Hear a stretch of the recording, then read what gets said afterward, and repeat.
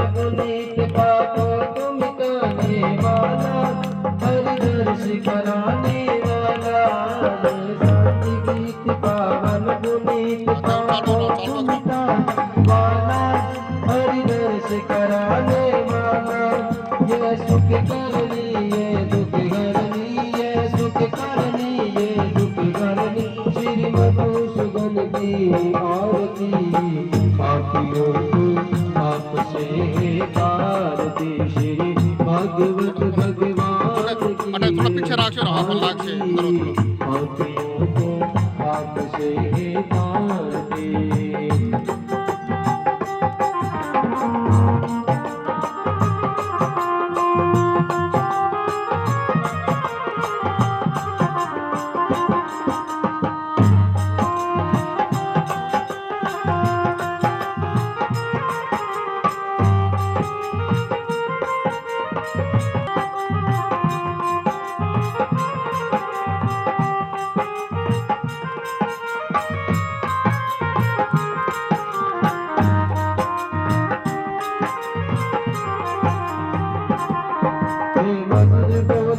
पंथी कौन सन्मार्ग बताने वाला, बिगड़ी को बनाने वाला।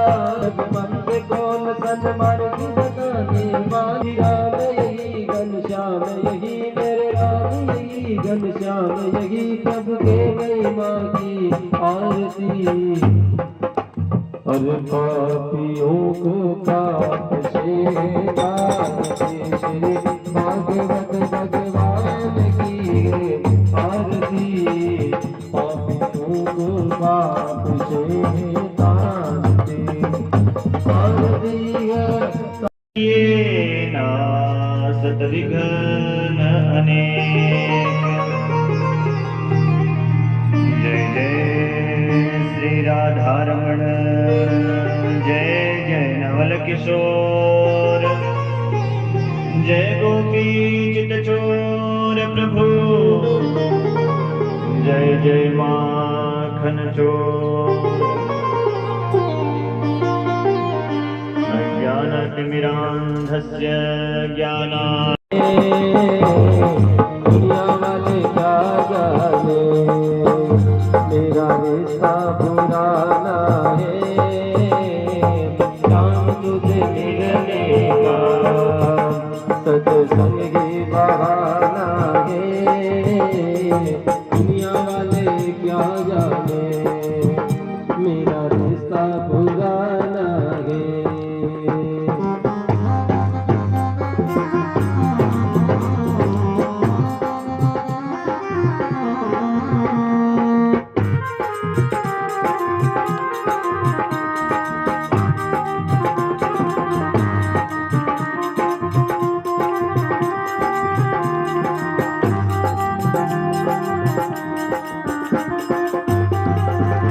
और सूरज में ढूंढा तुझे चंदा में पाया है, वो सूरज में ढूंढा तुझे चंदा में पाया है। और तारों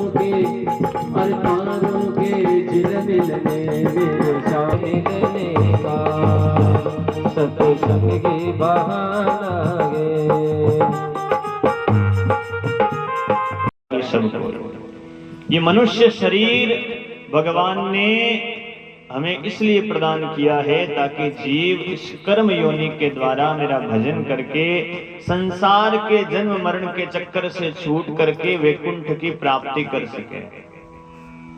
84 लाख जोड़ियां हैं, उन 84 लाख जोड़ियों में 83,99,999 योनियां भटकते भटकते भटकते भटकते ये जीव पार करता है, तब जाकर के 84 लाख में जोड़ी हमें मिलती है ये मानव शरीर। इतना दुर्लभ ये मानव शरीर है और इस मानव शरीर को मोक्ष के दरवाजे की चाबी कहा गया है। अब भाई दरवाजा खोलना हो कैसे खोलते हैं? चाबी हाथ में है या फिर गले में डाल ली चाबी, लटका करके घूम रहे हो कि मेरे पास चाबी है, मेरे पास चाबी है, तो ऐसे दरवाजा खुलेगा क्या?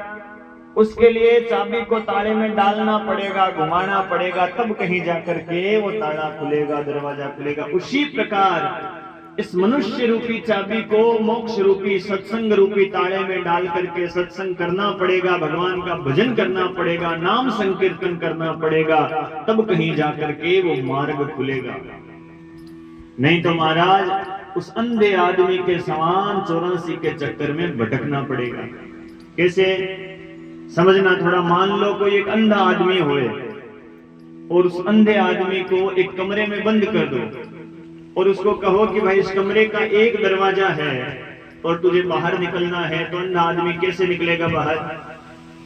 अंधा है, दिखाई नहीं देता, लेकिन उसे ज्ञान है कि भाई कहीं ना कहीं दरवाजा जरूर है कमरे का, और वो दीवार के हाथ लगाएगा, शायद यही करेगा, टटोलते टटोलते टटोलते सोचेगा दरवाजा आएगा और मैं बाहर निकल जाऊंगा। पर अंधा आदमी यही करता है, उस दीवार के हाथ लगाते लगाते लगाते लगाते जैसे ही दरवाजे के पास पहुंचता है उसी समय उस अंधे आदमी के माथे में खुजली चालू हो जाती है और वो दीवार वाला हाथ हटाकर माथा खुजलाना चालू करता है और दरवाजा पीछे छूट जाता है, आगे वाली दीवार फिर पकड़ लेता है। फिर पूरी दीवार के कमरे के चक्कर काटता काटता काटता जैसे ही दरवाजे के पास पहुंचता है उसी समय उसके माथे में ऐसी खुजली आती है, दीवार वाला हाथ से माथा खुजलाने लगता है, दरवाजा पीछे छूट जाता है। ये अंधा कौन है? इन विषयों के अंधकार में ये जीव अंधा होकर के संसार रूपी कमरे में विचरण कर रहा है।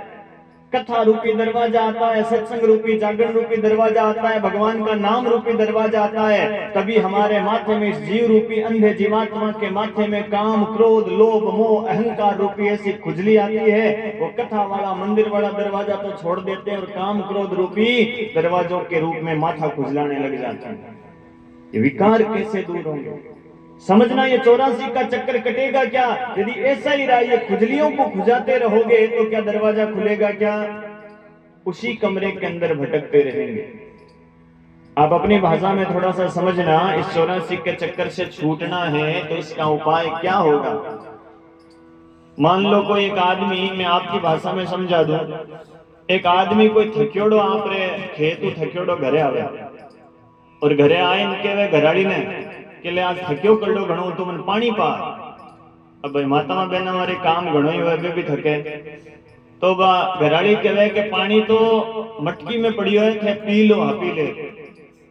वो आदमी कहे कि मटकी कट है, बा घराड़ी कहे मटकी तो रसोई में। आदमी कहे रसोई कट है, ध्यान दीजो, आदमी कहे रसोई कट है, बा घराड़ी के भाई रसोई तो घर में है। के घर कट है, घर तो लोहा में। के लोहा कठे कठे भाई लोहा कठे, बताओ अगला में बताऊंगे। चूरू में, के चूरू में, के चूरू कठे, के चूरू तो भाई राजस्थान में। के राजस्थान कठे, राजस्थान तो भारत में। के भारत कठे, भारत एशिया में। के एशिया कठे, एशिया तो भाई पृथ्वी में।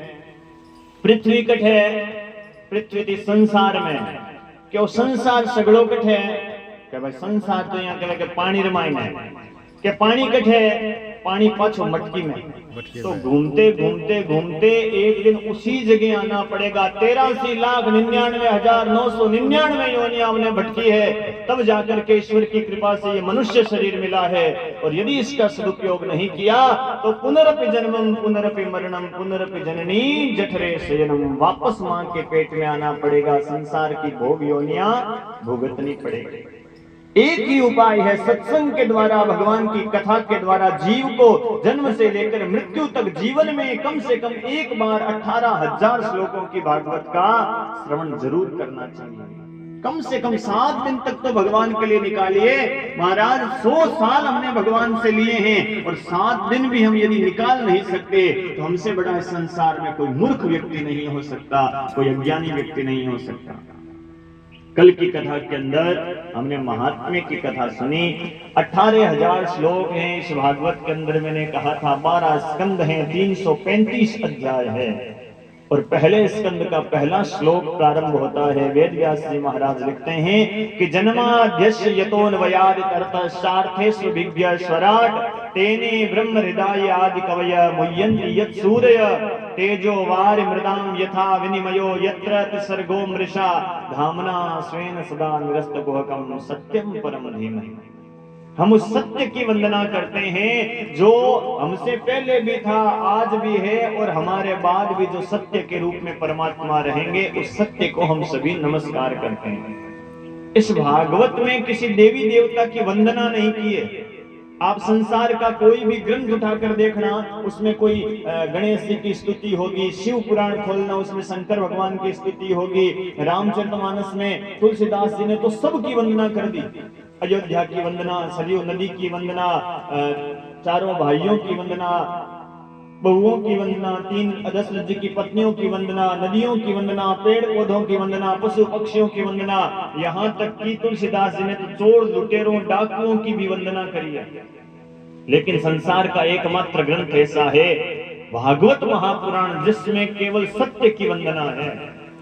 कृष्ण जी की वंदना नहीं लिखी है, शिव जी की वंदना नहीं है, देवी की नहीं है, केवल सत्यम परम धीमहि। सत्य की वंदना क्यों की? क्योंकि व्यास जी महाराज कहना चाहते हैं कि संसार में सत्य केवल परमात्मा का नाम है। राम भी सत्य है, कृष्ण ही सत्य है, देवी ही सत्य है, शिव ही सत्य है। केवल सत्य की वंदना करने से सब देवी देवताओं की वंदना का फल मिल जाता है। आज से हम कथा सुन रहे हैं ना, तो कम से कम एक नियम लेना चाहिए भाई, प्रयास करो कि ज्यादा से ज्यादा सत्य बोलना चालू करो, झूठ बोलना छोड़ो। संसार में सबसे ज्यादा पाप जो होते हैं ये झूठ के कारण होते हैं। आप यदि एक संकल्प ले लो कि भाई मेरा नियम है मैं झूठ नहीं बोलूंगा, तो मैं कहता हूं 50% से ज्यादा आपके पाप अपने आप ही खत्म हो जाएंगे। क्यों? आदमी पाप करता है, उस पाप को छिपाने के लिए झूठ बोलना पड़ता है, और आप झूठ को छोड़ दोगे तो अपने आप ही वो पाप भी खत्म हो जाएगा। धर्म न दूसर सत्य समाना, आगम निगम पुराण बखाना। सभी पुराणों में लिखा है कि सत्य के समान दूसरा कोई धर्म नहीं है, नहीं असत्य सम पातक पुंजा, और असत्य के समान, झूठ के समान दूसरा कोई पाप नहीं है। पहले के माता पिता अपने बच्चों को पहली शिक्षा देते थे। वेद में लिखा है, वेद कहता है बेटा धर्मम चरह सत्यम वदह, हमेशा सत्य बोलना चाहिए। पहले के माता पिता सिखाते थे सच बोलना, लेकिन आजकल के माता पिता सच बोलना नहीं सिखाएंगे। अच्छा, माता पिता होवे तो सच बोलना सिखाएंगे, आजकल माता पिता होते ही नहीं है। माता पिताओं की जगह ले लिए आजकल के मम्मी पापा ने, और मम्मी पापा महाराज बच्चों को झूठ बोलना सिखाएंगे। माता पिताओं की पहली शिक्षा होनी चाहिए बच्चे को सत्य के मार्ग पर चलाए, सत्संग में लेकर के जाए, कथाओं में कीर्तन में लेकर के जाए, ताकि महाराज वो बच्चा सनातन धर्म के प्रति आगे बढ़ना सीखे। लेकिन महाराज सबसे बड़ा जो अभी थोड़े दिन पहले नुआ के अंदर हो रही थी, अभी भोजासर में हो रही थी, अभी बुधवाड़ी में हो रही थी, इतनी ये कथाएं होती है, लेकिन सबसे पहले ये कथा आई कहां से, ये भागवत निकली कहां से? तो श्रीमद् भागवत का 3रा श्लोक कहता है कि निगम कल्प तरोर गलितम फलम सुख मुखाद मृतद्रव संयुतम पिबत भागवतम रसमालयम मुहुरहु रसिका भुवि भावुका। निगम कहते हैं वेद को, और वेद रूपी कल्प वृक्ष का पका हुआ फल है श्रीमद् भागवत। यानी कि कहां से निकली? वेद के अंदर से ये भागवत निकली। अच्छा, फल जो होता है उस फल के अंदर तो गुठली भी होती है, छिलका भी होता है, तो इस भागवत वाले फल में गुठली छिलका क्या है? फल तो पेड़ के ऊपर लगता है, ये फल नीचे कैसे आया? तो कहते हैं सुख मुखाद अमृत द्रव संयुतम, सुखदेव जी के मुंह लगने से ये भागवत रूपी फल नीचे आया। और इसमें ना तो कोई गुठली है ना कोई छिलका है, केवल अमृत ही अमृत भरा हुआ है। अच्छा, तो इस अमृत का करें क्या? तो इस श्लोक में आगे लिखा है पिबत भागवतम रसमालयम, इस भागवत रूपी अमृत को पियो, बार बार पियो। तो किसी ने संशय किया कि भाई भागवत तो सुनने की चीज है, कोई पीने की थोड़ी है, पानी थोड़ी जो गटागट पी जाए। यहाँ ऐसा क्यों लिखा कि भागवत को पियो? यहाँ लिखना चाहिए था श्रुणुत भागवतम, पठत भागवतम, कि भागवत को पढ़ो या सुनो, लेकिन सुनने का बात नहीं कही है कथा में कहीं भी। और एक बात और ध्यान देना, आप यदि केवल भागवत सुनने बैठे हो तो मैं कहता हूं अभी तक आप गलती कर रहे हो। कई के महाराज मैं तो 20 भागवत और सुन ली, मार्को की फर्क ही कौन पड़ियो? अरे तो भाई सुनी है, खाली इधर से सुनी इधर से निकाल दी, फर्क कहां से पड़ेगा? सुनने बैठे हो तो गलती कर रहे हो, भागवत सुनना नहीं है। पिबत भागवतम रसमालयम, इस भागवत रूपी रस को पियो। अच्छा, पीने का क्या महत्व है? एक कोई महाराज कोई सुनार जाति का भगत था, यहां भी होंगे, सुनार जाति थी, भगत था आदमी, सत्संगी आदमी था।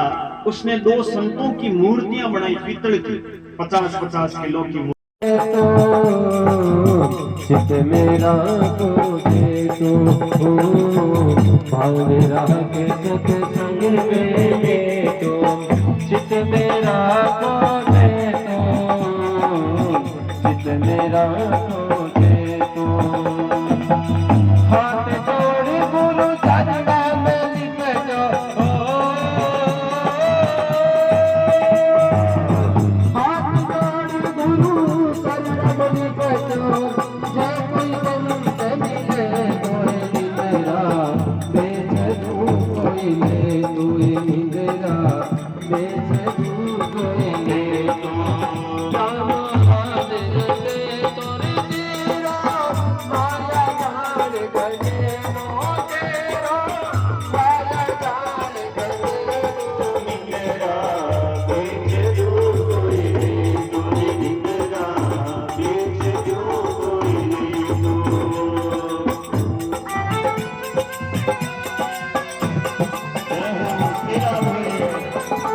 हरि बोल।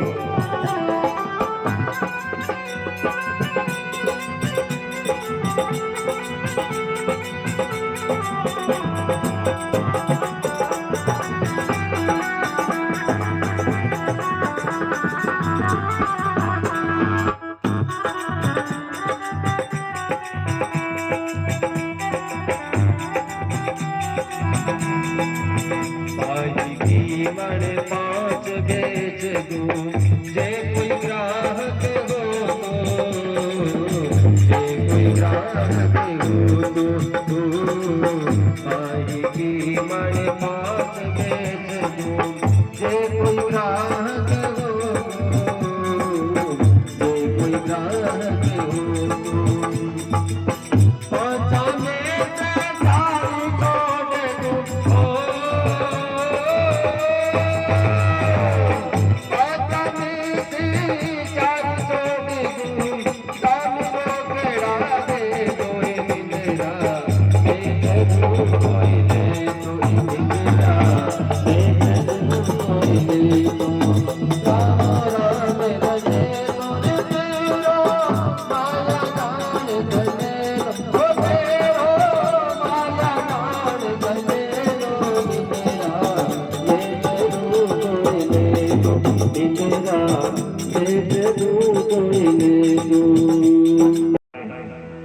कौन से 24 अवतार? भगवान का पहला अवतार शास्त्रों में बताया है सनक सनंदन सनातन सनत कुमार। ये ब्रह्मा जी के 4 मानस पुत्र हैं जिनको सनत कुमार कहते हैं। ये 5 साल के रहते हैं, 5 से 6 साल में प्रवेश नहीं करते। ये सनत कुमार क्या करते हैं? ये सनत कुमार सवेरे सवेरे ब्रह्म मुहूर्त में हम सबके घरों के आगे आते हैं और आगे आकर एक आवाज लगाते हैं, बदो बदो बदो बदो भाई बदो। उससे क्या होता है? हम अपने घरों में ब्रह्म मुहूर्त में जो जो काम करते रहते हैं वो महाराज काम हमारा बढ़ने लगता है। ब्रह्म मुहूर्त कब होता है? आसमान में तारों के रहते रहते 4 बजे से लेकर के तारों के रहते रहते जो समय है वो ब्रह्म मुहूर्त का समय है। उस ब्रह्म मुहूर्त में सनत कुमार आते हैं, घरों के आगे दिखाई नहीं देते, अदृश्य रूप में आते हैं और एक आवाज लगाते हैं कि बदो बदो बदो बदो भाई बदो। और हम उस समय सवेरे जो काम करते हैं वो काम बढ़ने लगता है। यदि कोई सवेरे जल्दी उठकर स्नान करता है तो उसका स्नान बढ़ता है, यदि ध्यान करता है तो ध्यान बढ़ता है, यदि माला फेरता है तो उसकी माला बढ़ती है, यदि योग करता है तो योग बढ़ता है, यदि पूजा करता है तो पूजा बढ़ती है, आरती करता है तो आरती बढ़ती है। और यदि कोई आलसी गूदड़ों में पड़ा पड़ा नींद लेता है तो फिर महाराज उसकी नींद ही बढ़ती है और कुछ नहीं बढ़ता। मेरी बात का विश्वास ना होगा ना तो मैं कहता हूं मत करना भैया, आपके गांव का तो हूं नहीं, सिंथल से चलकर आया, वो क्या पता झूठ भी बोल दो। मेरी यहां से जो भी बात होए ना वो प्रैक्टिकल करके देखना। मेरी बात का विश्वास ना होए तो आप देख लेना, आपको पूरी रात में इतनी मीठी नींद नहीं आती है जितनी मीठी नींद 4 बजे से लेकर के 6 बजे के बीच में आती है। पूरी रात इतनी मीठी नींद नहीं आएगी जितनी मीठी नींद 4 बजे से 6-7 बजे तक आएगी। क्यों आएगी? क्योंकि 4 बजे के बाद भी हम सोते रहते हैं और सनत कुमार आकर कहते हैं बदो बदो बदो भाई बदो, तो वो नींद ही बढ़ती है और कुछ नहीं बढ़ती। अच्छा, हमारे बुजुर्ग क्या कहते थे? हम अपने बच्चों को क्या कहते हैं? बेटा सवेरे जल्दी उठकर पढ़ाई करनी चाहिए, उससे पढ़ाई बढ़िया होती है। और कोई यदि बच्चा सवेरे जल्दी उठकर पढ़ाई करेगा और सनत कुमार आकर कहेंगे कि बदो बदो बदो भाई बदो, तो महाराज अपने आप ही उसकी विद्या बढ़ने लगेगी। बड़े बुजुर्ग क्या कहते थे? पुरानी बात आपने सुनी होगी, कोई 2 भाई सवेरे सवेरे लड़ाई करे तो पुराने जमाने में क्या कहते थे? अरे भाई दिनों के थे, लड़ाई मत करो नहीं तो पूरे दिन थारे लड़ाई होवेली, सुबह सुबह लड़ाई ना करो नहीं तो पूरे दिन लड़ाई होवेली। वो क्यों कहते थे? क्योंकि सवेरे सवेरे सनत कुमार आकर आशीर्वाद देते हैं, बदो बदो बदो भाई बदो, लड़ाई करेंगे तो लड़ाई बढ़ेगी। तो करना क्या चाहिए? सवेरे जल्दी उठना चाहिए, जल्दी उठ करके स्नान करना चाहिए। गांव के अंदर कथा हो रही है, भागवत जी की 7 परिक्रमा लगानी चाहिए, मंदिर जाना चाहिए, इतने मंदिर हैं पास में। कौन उठता है भाई? सवेरे जल्दी उठते हैं क्या? हैं? उठते हो? उठो, बच्चों के अंदर आदत डालो जल्दी उठने की।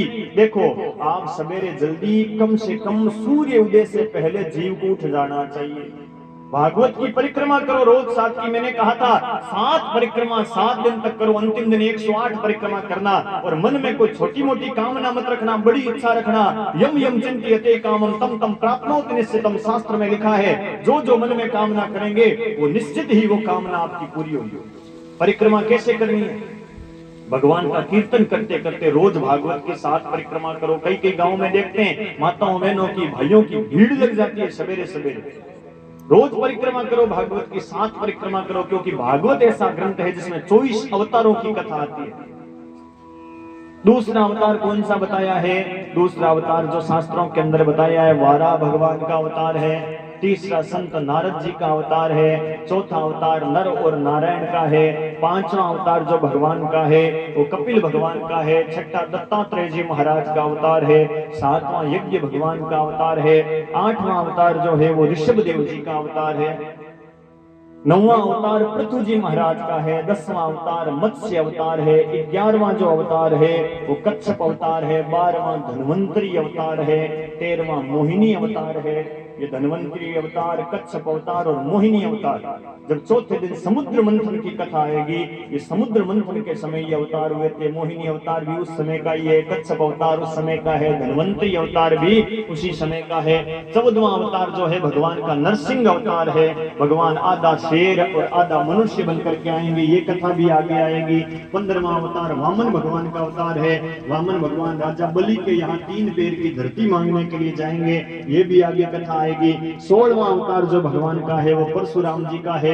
17वां महर्षि वेद व्यास जी का अवतार है। 18वां अवतार भगवान श्री राम का है। 19वां अवतार बलराम जी का है। 20वां अवतार भगवान श्री कृष्ण का है। 21वां अवतार हरि अवतार है। 22वां हंस अवतार है।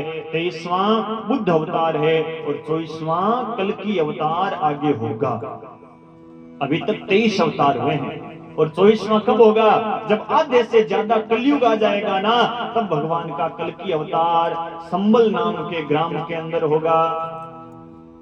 अब अवतारों के अंदर महाराज कल्कि अवतार होगा तो भगवान के कलयुग का पता कैसे चलेगा कि आधा आ गया?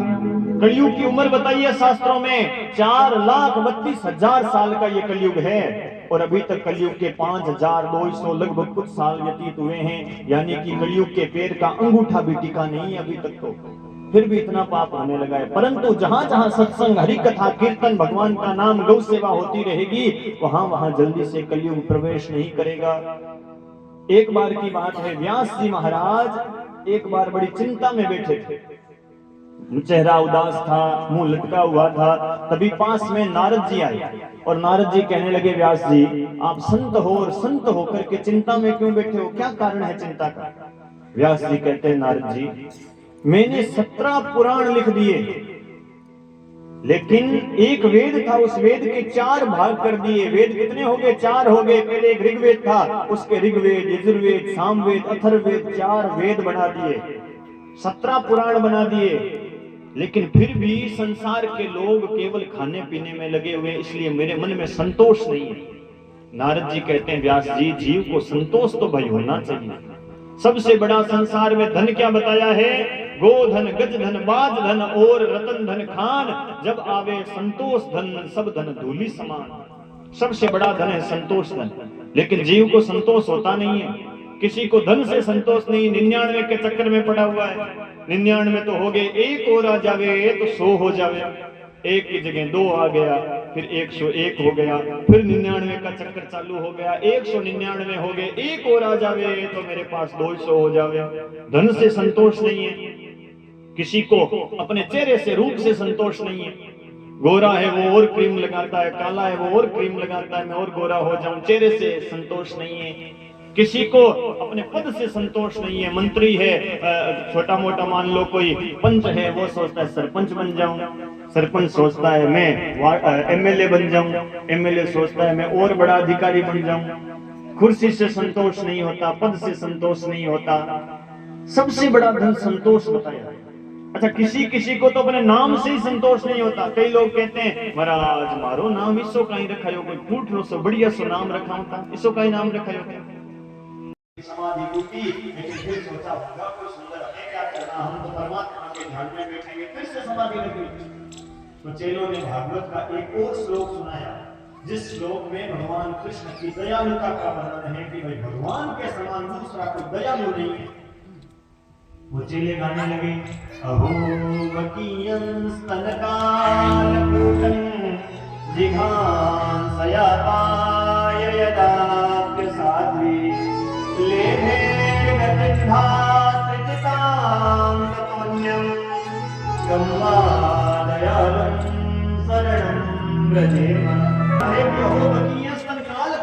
अरे उस पूतना को देखो, अपने स्तनों के ऊपर कालकूट नाम का जेल लगाकर भगवान को मारने के लिए आई थी, लेकिन भगवान कितने दयालु हैं, उस मारने वाली पूतना को भी तार दिया। मारने वाले का भी तो कल्याण कर देता है, उससे बड़ा दयालु कौन होगा। तो मैं वैसे श्लोक में और सुनना चाहता हूँ। वो चेले कहते हमें तो 2 ही आते थे, और सुनना चाहते हो ना तो आपके पिताजी वेद व्यास जी के पास ऐसे 18,000 श्लोकों का ग्रंथ है, और यहाँ से सुखदेव जी गए व्यास जी के पास, लेकिन फिर भी व्यास जी ने सुखदेव जी को ये भागवत की कथा नहीं सुनाई। क्यों? सबकी मां को अच्छा लगता है, किसी को बुरा नहीं लगता। तो व्यास जी ने अपने बेटे को परीक्षा देने के लिए राजा जनक के पास भेजा, और राजा जनक ने क्या परीक्षा ली? राजा जनक ने कहा कि 5 दिन तक मिलने का टाइम नहीं है, बाहर इंतजार करो। और 5 दिन तक धूप में खड़े खड़े व्यास जी के बेटे सुखदेव ने तपस्या कर इंतजार किया, और राजा जनक ने देखा कि 5 दिनों से सुखदेव खड़ा है, लेकिन माथे पर क्रोध नहीं आया। हमें तो कोई 1 घंटा इंतजार करवावे ना, अरे ये भी कोई टाइम है क्या आने का? 1 घंटा पहले बोला था, 1 घंटे से खड़ा हूं, समय का पता नहीं चलता क्या? समय का ध्यान रखना चाहिए, समय से आना, नहीं तो दूसरी बार नहीं मिलूंगा। क्रोध आ जाता है। 5 दिन से खड़े हैं भूखे प्यासे, लेकिन क्रोध नहीं आया। राजा जनक ने कह दिया, भाई सुखदेव ने क्रोध को जीत लिया। फिर अंदर महल के अंदर लेकर के गए, सुंदर से बगीचे में बिठा दिया, पास में सुंदर सुंदर स्त्रियां अप्सराएं बिठा दी, कोई झूला झुला रही है, कोई हवा डाल रही है, कोई तांबुल खिला रही है, कोई पास में बैठ रही है। लेकिन सुखदेव जी ने यह भी नहीं कहा कि आप स्त्री हो, मेरे से दूर चली जाओ। सुखदेव की नजर में स्त्री के अंदर भी भगवान है और पुरुष के अंदर भी भगवान है। सुखदेव जी स्त्री और पुरुष में भेद ही नहीं समझते थे।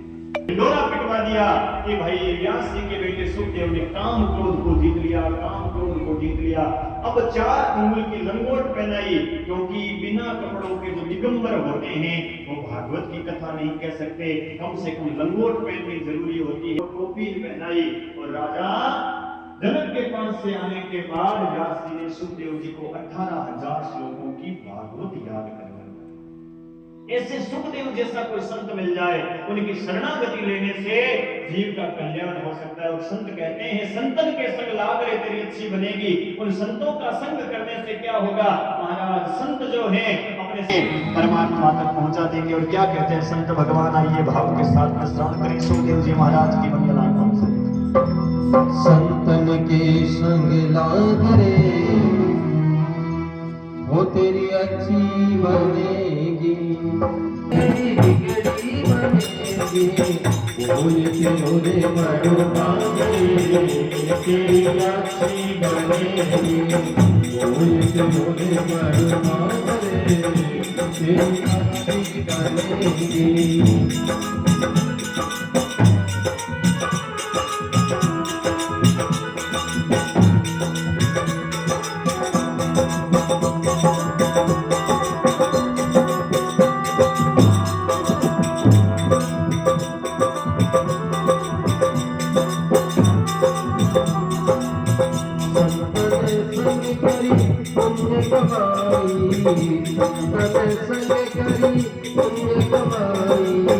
राम चरण अनुराग तेरी अच्छी बनेगी, राम चरण अनुराग तेरी अच्छी बनेगी, संतन के संग लाग तेरी अच्छी बनेगी। जय हो मेरा हरि बोल, जय हो।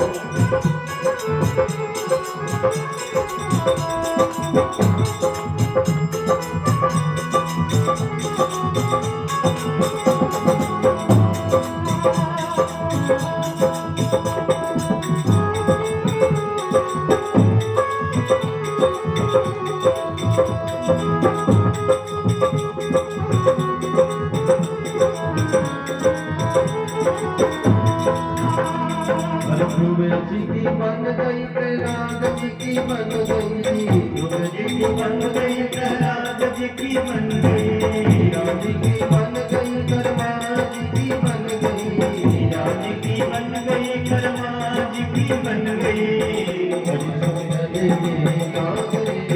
तेरी अच्छी बनेगी, मधुसूदन में लाग तेरी अच्छी बनेगी, अच्छी बनेगी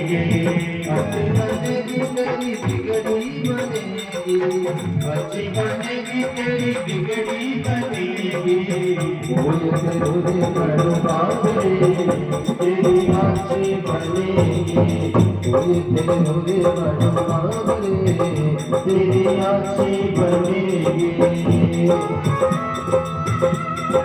जय श्री राधे।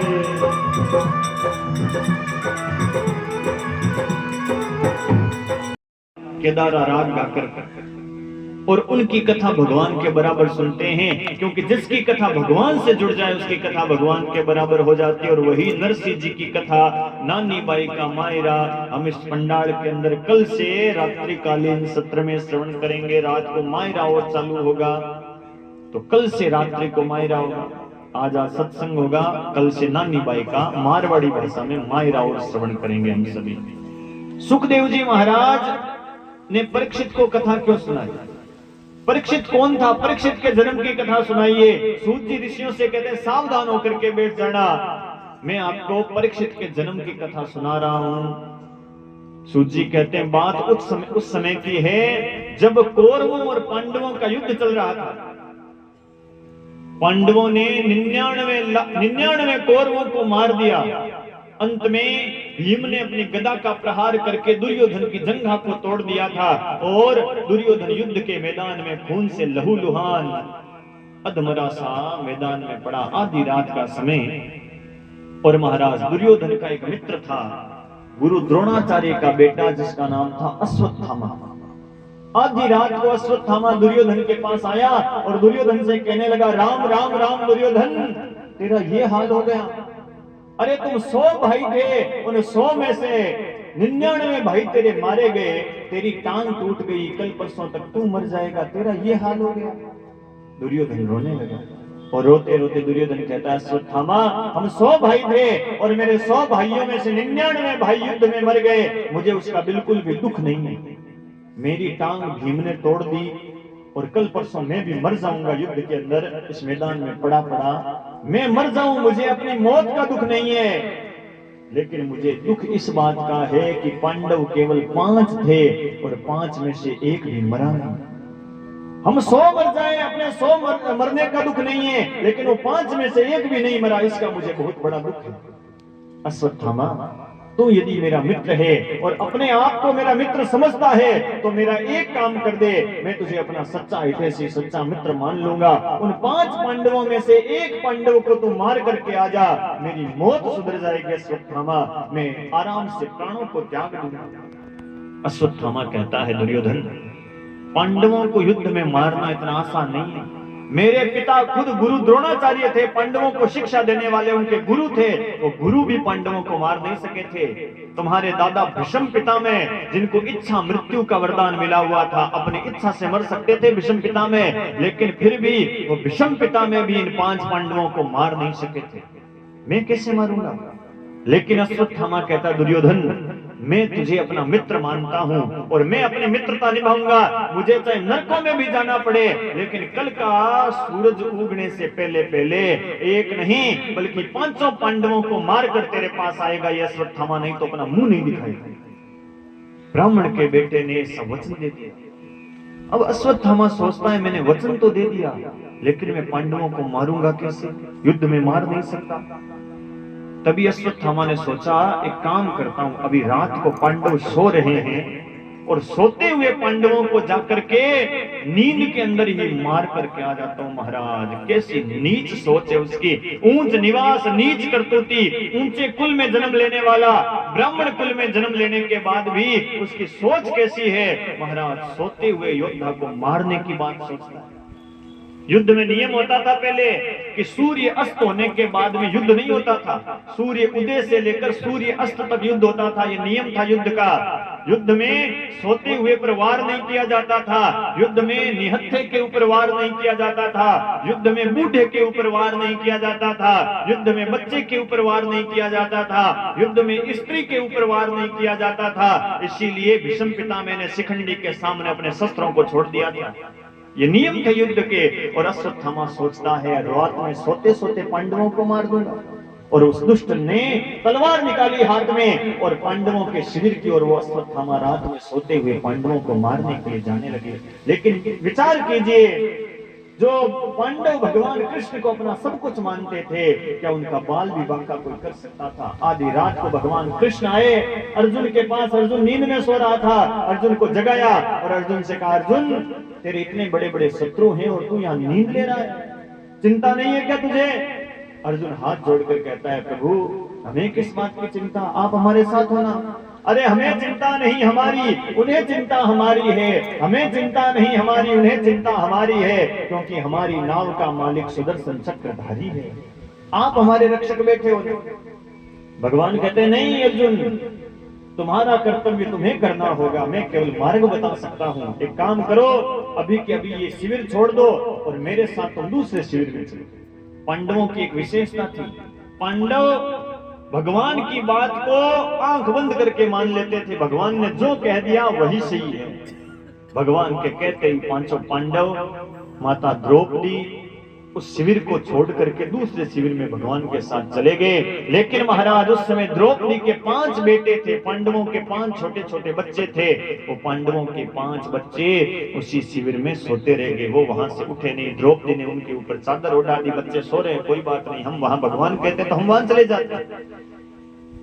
आधी रात का समय, अंधेरी रात थी और आधी रात के बाद में महाराज वो मसाले बुझ जाया करती थी। पहले प्रकाश नहीं, लाइटें नहीं होती थी, मसाले जलाते थे और आधी रात के बाद मसालों में तेल खत्म हो जाता था तो महाराज वो मसाले बुझ जाती थी। अंधेरी रात थी और वो दुष्ट अश्वत्थामा हाथ में नंगी तलवार लेकर के पांडवों के शिविर के अंदर पहुंचा है। द्रौपदी के 5 छोटे छोटे बच्चे वहां पर सो रहे थे। अश्वत्थामा ने मन में विचार किया कि ये पांडव सो रहे हैं, इन सोते हुए पांडवों को मारकर मैं यहां से भाग जाऊंगा, कौन पकड़ सकेगा, किसको पता चलेगा। उस दुष्ट ने तलवार निकाली, लेकिन वहां पर पांडव नहीं बल्कि पांडवों के 5 बेटे थे। द्रौपदी के छोटे छोटे बच्चे सो रहे थे। उस दुष्ट ने तलवार निकाली है और सोते हुए उन बालकों की गर्दन के ऊपर प्रहार किया। एक एक करके अंधेरे के अंदर उसने 5 द्रौपदी के बच्चों की हत्या कर दी और हत्या करके माथे काट करके वो अश्वत्थामा वहां से जाने लगा। तभी मन में विचार आया कि अश्वत्थामा, पांडवों को तूने मार तो दिया, लेकिन दुर्योधन के पास जाएगा ना, दुर्योधन विश्वास नहीं करेगा तेरी बात का, इसलिए कोई ना कोई सबूत लेकर के जाओ जिससे दुर्योधन को विश्वास हो जाए। सबूत क्या लेकर जाऊं? फिर याद आया, अरे ये पांडवों के माथे काटे हैं ना, ये माथे कब काम आएंगे। उस चादर को जमीन पर बिछाया और अंधेरे में उन बच्चों के माथे पकड़ पकड़ करके उस चादर पर रखा और एक पोटली बनाई और दुष्ट ने जैसे ही पोटली को हाथ में उठाया है, उस पोटली से टप टप टप टप टप टप खून टपकने लगा। आधी रात का समय और वो अश्वत्थामा उन बच्चों के माथे काट करके युद्ध के मैदान में पहुंचा दुर्योधन के पास और दुर्योधन से कहने लगा, दुर्योधन तू कहता था ना कि एक पांडव को मार करके आ जा, देख मैं तेरा मित्र हूं और मैंने मित्रता निभाई है, मैं एक नहीं बल्कि 5 पांडवों को मार करके आया। दुर्योधन को विश्वास नहीं हुआ। दुर्योधन कहता है, अश्वत्थामा मजाक कर रहा है क्या? बोल तो ऐसे रहा है जैसे तू कोई गाजर मूली काट कर आया है। वो पांडव हैं, पांडव, उनको मारना आसान नहीं है। मजाक कर रहा है मेरे से। अरे मरते हुए आदमी से कभी हंसी मजाक नहीं करनी चाहिए, मेरे तो प्राण निकलने वाले हैं और तू मुझसे झूठ बोलकर मजाक कर रहा है। अश्वत्थामा कहता है, मैं जानता था मित्र तू मेरी बात का विश्वास नहीं करेगा, इसलिए देख मैं सबूत लेकर आया हूं। और जैसे ही वो पोटली को ऊपर उठाया है, महाराज पोटली से टप टप टप टप टप टप खून टपक रहा है। देख दुर्योधन, मैं इस पोटली के अंदर पांडवों के माथे काट कर लाऊंगा। दुर्योधन से ने खून से भरी हुई पोटली देखी, बड़ा राजी हुआ। दुर्योधन कहता है, अश्वत्थामा तू मेरा सच्चा हितैषी है, अरे तूने तो मेरी इच्छा को पूरा कर दिया। ला इस पोटली के अंदर ना, तो इस पोटली के अंदर से तू मुझे भीम का माथा निकाल करके। भीम के साथ मेरी बड़ी शत्रुता थी क्योंकि भीम ने अपनी गदा का प्रहार करके मेरी जंघा को तोड़ दिया था। भीम का माथा निकाल करके। भीम का माथा बड़ा बहुत था वो। अब वो पोटली में अंधेरे में हाथ डाला तो भीम के बेटे का भी माथा बहुत बड़ा था। वो बड़ा सा माथा निकाल कर, बच्चे का माथा था, वो निकाल करके जैसे ही अश्वत्थामा ने दुर्योधन के हाथ में दिया है, दुर्योधन ने क्रोध में भर करके उस बच्चे के माथे को लेकर, दुर्योधन सोचता ये भीम का माथा है, और क्रोध में आकर अपने हाथ को इतने जोर से दबाया कि महाराज वो बच्चे के माथे के टुकड़े टुकड़े हो गए, वो माथा फूट गया। और जैसे ही माथा फूटा है, दुर्योधन कहता, अरे अश्वत्थामा किसको मार करके लाया है रे, ये भीम का माथा नहीं हो सकता। अरे भीम के साथ मैंने गदा में युद्ध किया है और भीम के माथे पर जब गदा का प्रहार करता था तो भीम के माथे से बिजलियां चमकती थी, ऐसा लगता था जैसे गदा को किसी पहाड़ के ऊपर मारा है। ये भीम का माथा नहीं हो सकता। और दुर्योधन ने उन माथों को प्रकाश में, रोशनी में ले जाकर देखा तो वो पांडव नहीं बल्कि पांडवों के बेटे थे। दुर्योधन सोचने लगा, राम राम राम अश्वत्थामा, ये क्या काम किया रे? ये 5 बच्चे मेरे शत्रु थोड़ी थे, मेरे शत्रु तो वो पांडव थे, ये तो मेरे भी बेटों के समान हैं। अब ये 5 ही बचे थे जो मेरे पीछे पिंडदान करते, तर्पण करते, श्राद्ध करते। मेरे भाई तो मर गए, ये पांडवों के बेटे तो मेरा श्राद्ध करते, ये मेरे परिवार के तो हैं। अब तो मेरे पीछे कोई पानी देने वाला भी तूने छोड़ा नहीं है। और महाराज इतना कहते ही दुर्योधन के प्राण निकले। दुर्योधन मर गया। दुर्योधन को एक श्राप लगा था कि दुर्योधन जब ज्यादा सुख और ज्यादा दुख दोनों एक साथ आएंगे उस समय तेरी मौत हो जाएगी। सुख किस बात का आया? जब उसे पता चला कि पांडव मर गए। और दुख किस बात का हुआ? जब उसे पता चला पांडव नहीं, पांडवों के बदले पांडवों के बेटे मरे। सुख और दुख साथ आया। दुर्योधन तो मर गया, लेकिन महाराज आप एक बार मन में सोच करके विचार कीजिएगा, उस मां का क्या हाल होगा, उस द्रौपदी का क्या हाल होगा। कोई माँ रात को अपने बेटे को लोरी सुना करके, दूध पिला करके, माथे पर चादर उठा करके सुला कर जावे, और महाराज सवेरे सवेरे वो माँ आवे और उस माँ को अपने बच्चों के माथे कटे हुए मिले, उस माँ का क्या हाल होगा। आज द्रौपदी कुरही की भांति रुदन कर रही है, जोर जोर से विलाप कर रही है, अरे दुर्योधन, मेरे बच्चों ने तेरा क्या बिगाड़ा था, क्यों मेरे छोटे छोटे बालकों को तो मार करके चला गया। पूरा हस्तिनापुर इकट्ठा हो गया, द्रौपदी बार बार रुदन करती है। अर्जुन बाहर से आया, अर्जुन ने देखा द्रौपदी रो रही है। अर्जुन पूछता है, द्रौपदी रो क्यों रही है। द्रौपदी का धैर्य देखिए महाराज, द्रौपदी दुख की बात जल्दी से अपने पति को बताती नहीं है। द्रौपदी से हमें यह शिक्षा लेनी चाहिए, पहले तो भगवान से प्रार्थना करो कि भाई किसी के घर में ऐसी अनहोनी घटना घटनी नहीं चाहिए, लेकिन किसी के घर में ऐसी घटना घट जाए ना, तो पड़ोसी का कर्तव्य क्या होता है, ये द्रौपदी से सीखना चाहिए कि उस घर वाला व्यक्ति जब तक भोजन ना कर लेवे ना, तब तक उसे दुख का समाचार बताओ मत कि भाई तेरे घर में ये दुख का काम हो गया। ये द्रौपदी दुख की बात बता नहीं रही है। द्रौपदी कहती है, पतिदेव आप देख लीजिए, अर्जुन को पता चला कि रात को दुष्ट अश्वत्थामा आया था, पांडवों के भरोसे बच्चों को गर्दन काट कर चला गया। तुरंत गांडीव धनुष उठाया, भगवान को कहा, भगवान रथ निकालिए, आज मैं द्रौपदी तेरे बच्चों के हत्यारे अश्वत्थामा को जमीन आसमान एक कर दूंगा, लेकिन उसे जिंदा नहीं छोड़ूंगा। पीछे पीछे भागने लगा, अश्वत्थामा डर के मारे आगे भागा। अश्वत्थामा ने सोचा आज तो मारा जाऊंगा, तो उसने डर के मारे ब्रह्मास्त्र चला दिया। ब्रह्मास्त्र को कोई तोड़ नहीं सकता। भगवान से प्रार्थना करी, भगवान कहते हैं, अर्जुन चिंता मत कर, लोहे को लोहे से काटा जाता है, जहर को जहर से ही काटा जाता है, तो अपना ब्रह्मास्त्र चला दे। दोनों ब्रह्मास्त्र टकरा करके शांत हो गए। अर्जुन ने अश्वत्थामा के केस पकड़े और रथ से बांध दिया और घसीटते हुए लाकर के द्रौपदी के सामने पटक दिया। अर्जुन कहता है, द्रौपदी इसने हमारे 5 बच्चों की हत्या करी है, इसलिए इसको 5 बार मरना चाहिए। परंतु मौत तो एक बार आती है ना, 5 बार तो आती नहीं। मरेगा तो ये एक बार, तू बता इसको कैसे मारूं, इसके माथे के टुकड़े टुकड़े करके चील कौओं के आगे डाल दूं, या इसके शरीर को तीरों से भेदन कर दूं, या इसको जमीन के अंदर गाड़ करके इसके माथे को चील कौओं को खिला दूं, बता इसको कैसे मारूं। लेकिन विचार कीजिए, जो द्रौपदी भगवान कृष्ण को अपना भाई मानती है, क्या द्रौपदी के मन में दया नहीं होगी। अरे वो दया की मूर्ति है देवी द्रौपदी। द्रौपदी हाथ जोड़कर कहती है, मुच्यताम में ब्राह्मणों नितराम गुरु, पतिदेव छोड़ दीजिए इसको, छोड़ दीजिए, ये तो ब्राह्मण है और ब्राह्मण तो हमारा गुरु होता है, इसलिए इसको मारिए। भीम पास में खड़ा था। भीम कहता है, द्रौपदी क्या बात करती है, इस अश्वत्थामा को छोड़ दूं, यदि अर्जुन छोड़ देगा तो मैं मार दूंगा, इस अश्वत्थामा को मरना पड़ेगा। द्रौपदी कहती है, पतिदेव एक माँ ही दूसरी माँ के दुख को जान सकती है। मैं जानती हूँ मेरा बेटा मरा है, मेरे 5 बेटे मरे हैं, कितना दुख हुआ है, और इसकी माँ के ऊपर क्या बीतेगी वो मैं जानती हूँ। अरे मेरे तो 5 बेटे मरे हैं, 5 पति अभी तक जिंदा हैं, लेकिन ये अश्वत्थामा की माँ गौतमी, इसके पति द्रोणाचार्य को तो आपने युद्ध में पहले ही मार दिया था, इसकी विधवा माँ केवल एक बेटे के सहारे जी रही है, इसको छोड़ दीजिए, छोड़ दीजिए। अर्जुन भगवान से कहता है, भगवान बताइए क्या करना चाहिए। भगवान कहते हैं, भाई जैसा शास्त्र में लिखा है वैसा करना चाहिए। बोले शास्त्र क्या आज्ञा देता है, तो भगवान कहते हैं, शास्त्र में लिखा है कि ब्रह्म बंधुर हंतव्य आतताई बधारहणः। ब्राह्मण चाहे कितना भी बड़ा पापी हुए, उस ब्राह्मण को मारना नहीं चाहिए, ब्रह्म हत्या का दोष लगता है। लेकिन बच्चों का हत्यारा चाहे ब्राह्मण भी हुए, उस ब्राह्मण को छोड़ना नहीं चाहिए। पूजिए विप्र सकल गुणहीना, शूद्र न गुणगण वेद प्रवीणा।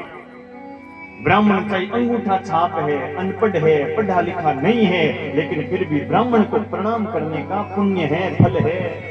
और शूद्र यदि वेद वेदांत का जानकार है, उसका सम्मान जरूर करो, लेकिन उस शूद्र को प्रणाम करने का फल नहीं है। अरे ये ब्राह्मण है, लेकिन ब्राह्मण चाहे बच्चों का हत्यारा हुए ना, उसको छोड़ना नहीं चाहिए। ये बच्चों का हत्यारा है, इसलिए इसको छोड़ो मत, मार दो इसको। और ये ब्राह्मण है, इसलिए इसको मारो मत, इसको छोड़ दो। मार भी दो, छोड़ भी दो, छोड़ो भी मत, मारो भी मत। भीम हंसने लगा। भीम कहता है वाह वाह महाराज, बहुत बढ़िया न्याय किया, मार भी दो, छोड़ भी दो, छोड़ो भी मत, मारो भी मत। आप जैसे 2-4 न्यायाधीश हो जावे ना संसार में तो संसार का कल्याण ही हो जाएगा। मार भी दो, छोड़ भी दो, छोड़ो भी मत, मारो भी मत। करना क्या है? भगवान कहते हैं, अर्जुन ने गीता सुनी, अर्जुन जानता है क्या करना है। अर्जुन ने क्या किया? उस अश्वत्थामा के माथे के आधे केस काट दिए, आधी दाढ़ी आधी मूंछ काट दी। अश्वत्थामा के माथे पर एक ब्रह्म तेज की मणि थी, छुरा लेकर के वो माथे से मणि को निकाला और धक्का दे करके अपमानित करके अश्वत्थामा को महल से निकाल दिया। अधम ब्राह्मण की सबसे बड़ी यही मृत्यु होती है कि ब्राह्मण अपमान सहन नहीं कर सकता। अश्वत्थामा को द्वेष हो गया, मन में ईर्ष्या हो गई, अरे मेरे साथ ऐसा किया, मेरा अपमान कर दिया। अश्वत्थामा को तो अर्जुन का शुक्रगुजार होना चाहिए, जो महाराज अर्जुन ने उसे जिंदा छोड़ दिया, लेकिन अश्वत्थामा के मन में ईर्ष्या हो गई। अश्वत्थामा सोचता है अब तो इसके कुल में कोई पानी देने वाले जिंदा नहीं छोड़ूंगा। और मनुष्य का सबसे बड़ा दुर्गुण होती है ईर्ष्या। ईर्ष्या किसको कहते हैं? ईर्ष्या किसका नाम है? हम तो चाहे दुखी हो जाएं, लेकिन हमारे पड़ोसी सुखी नहीं होने चाहिए, इसको कहते हैं ईर्ष्या।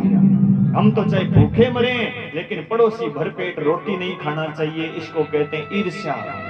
आज की जो दुनिया है ना, आज का संसार अपने दुख से दुखी नहीं है। आप देख लो, अपने दुख से कोई दुखी नहीं है, दूसरों के सुख को देखकर दुखी होते हैं। हम तो चाहे दुखी हो जाए, राम जी हमारे लिखे हुआ है कर्मों में दुख, लेकिन पड़ोसी सुखी क्यों हो जाए, इसको कहते हैं ईर्ष्या। दूसरों के सुख को देखकर जो दुखी होता है वो ईर्ष्या का शिकार होता है। अश्वत्थामा ने सोचा बड़े काम आते हैं मेरे दुख के दिनों में, वो बड़े काम आते हैं। जब कोई नहीं आता मेरे सामने आते हैं, जब कोई नहीं आता मेरे सामने आते हैं। मेरे दुख के दिनों में वो बड़े काम आते हैं, मेरे दुख के दिनों में वो बड़े काम आते हैं। जय हो श्री राधे।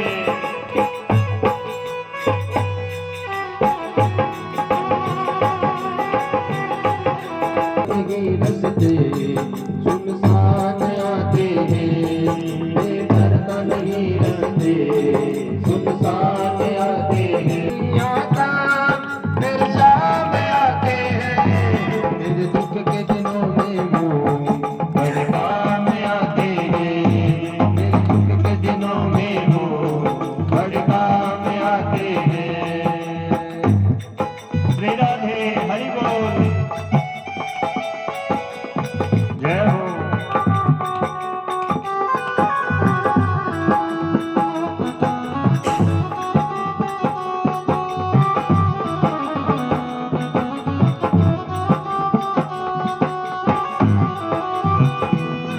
कोई याद करे इनको दुख हल्का हो जाए, कोई याद करे इनको दुख हल्का हो जाए, कोई भक्ति करे इनकी ये उनका हो जाए, कोई भक्ति करे इनकी ये उनका हो जाए।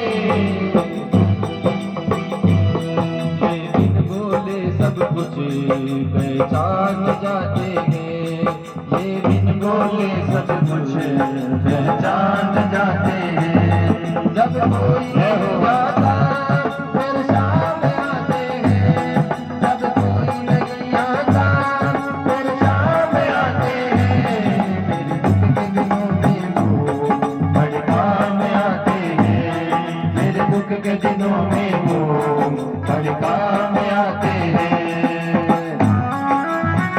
मेरा है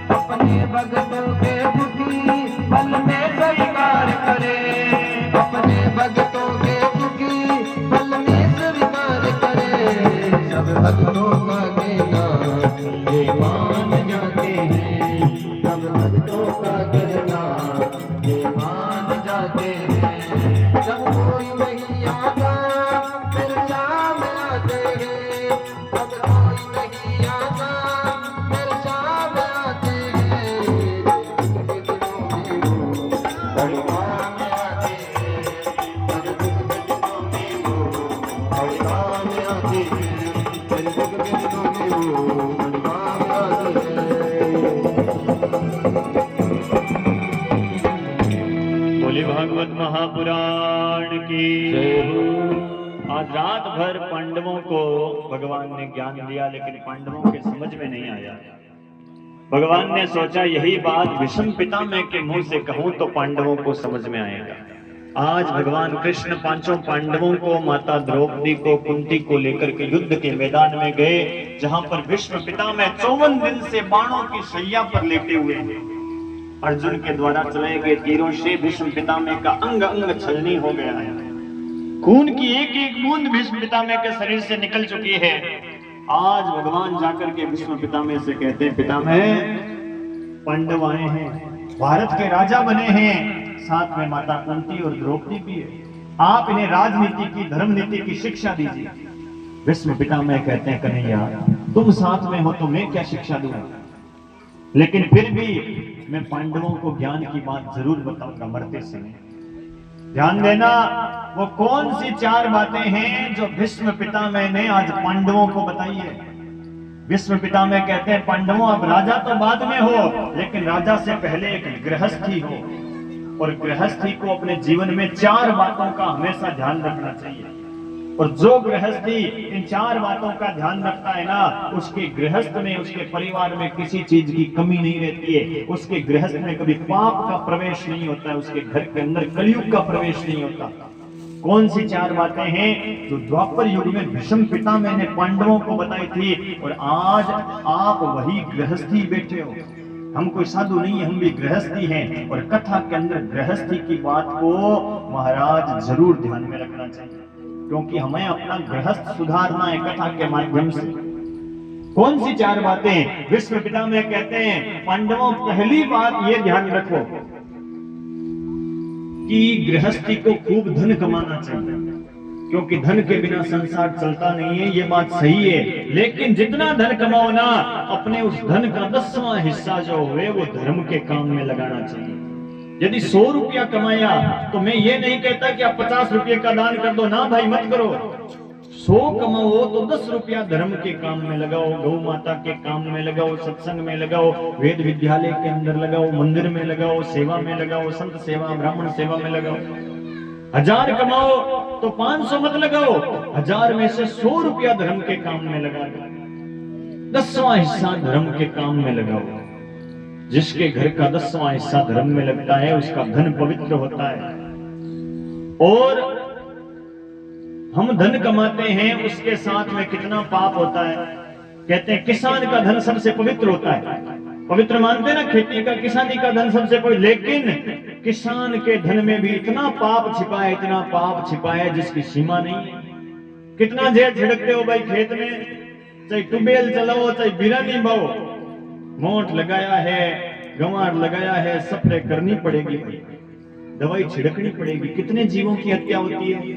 और बोरी भर करके, मैं तो कहता हूं, एक गेहूं का दाना जो घर में आता है, उस एक गेहूं के दाने के पीछे एक जीव की हत्या जरूर होती। इतने असंख्य जीवों को मारकर हम बोरिया घर में लाते हैं, तो क्या उसके साथ पाप नहीं आएगा?